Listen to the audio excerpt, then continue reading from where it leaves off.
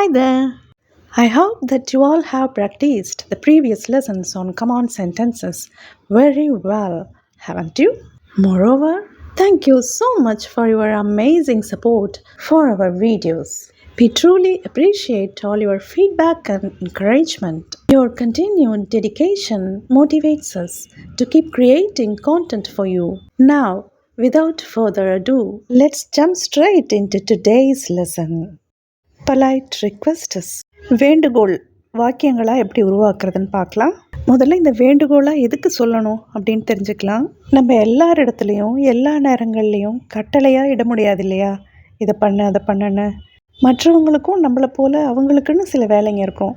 அதுக்கு நடுவில் தான் நம்மளோட வேலையும் அவங்க முடிப்பாங்க. அந்த மாதிரி நேரங்களில் நம்ம போய் அவங்கக்கிட்ட கட்டளைகளாக இடும்போது அவங்களுக்கு செய்யணுன்னே தோணாது. அந்த கட்டளை வாக்கியங்களில் நம்ம வேண்டுகோளாக மாற்றி கேட்டோன்னா, சரி ஒரு ஹெல்ப்பாக கேட்குறாங்க, நம்ம பண்ணி கொடுக்கலாம் அப்படின்னு அவங்களுக்கு தோணும். அவங்களோட வேலைக்கு நடுவில் நம்ம வேலையும் சேர்த்து செஞ்சு கொடுத்துருவாங்க. வாங்க இதை எப்படி உருவாக்கலான்னு பார்க்கலாம்.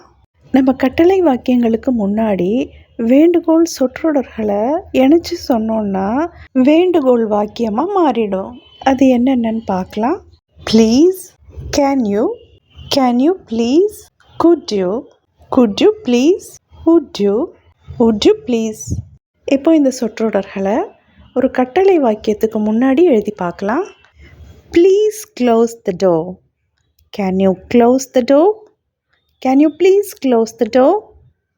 Good you close the door? Good you please close the door? would you close the door?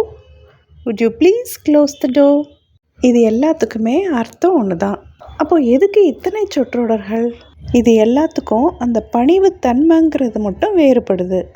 Please, can you இந்த ரெண்டு எக்ஸ்ப்ரெஷனுக்கும் பணிவுத்தன்மை ரொம்ப கம்மியாக இருக்குது. இதை நம்ம கேஷுவலாக யூஸ் பண்ணலாம். நம்மளோட வயசு கம்மியாக இருக்கிறவங்க கிட்ட யூஸ் பண்ணலாம். நம்ம ஃப்ரெண்ட்ஸ், ஃபேமிலி அந்த மாதிரி இடங்கள்லையும் யூஸ் பண்ணலாம்.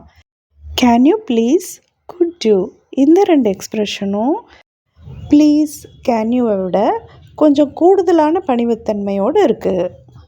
Good you please, would you please இந்த மாதிரி எக்ஸ்ப்ரெஷன்ஸ் எல்லாம் நம்ம வேலை செய்கிற அலுவலகங்களில் நம்மளுடைய மேலதிகாரிங்க கிட்ட பேசும்போது உபயோகிக்கலாம். இந்த 3 எக்ஸ்ப்ரெஷனும் அதிக பணிவுள்ள எக்ஸ்ப்ரெஷன்களாக இருக்குது.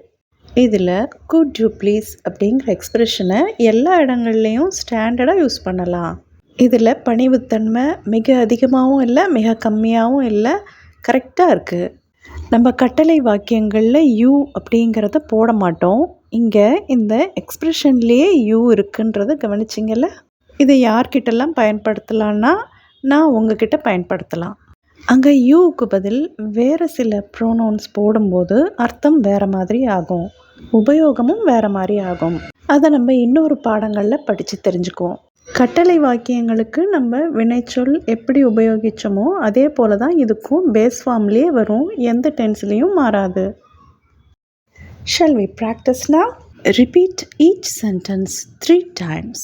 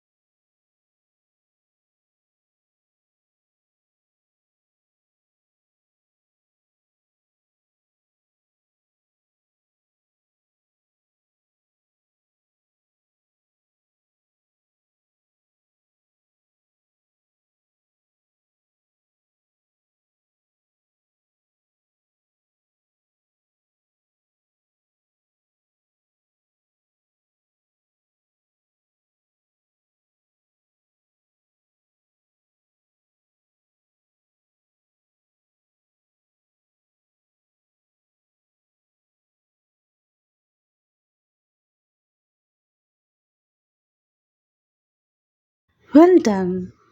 இது போல் வாக்கியங்களை நீங்கள் காமெண்ட்ஸில் எழுதி அனுப்புங்க.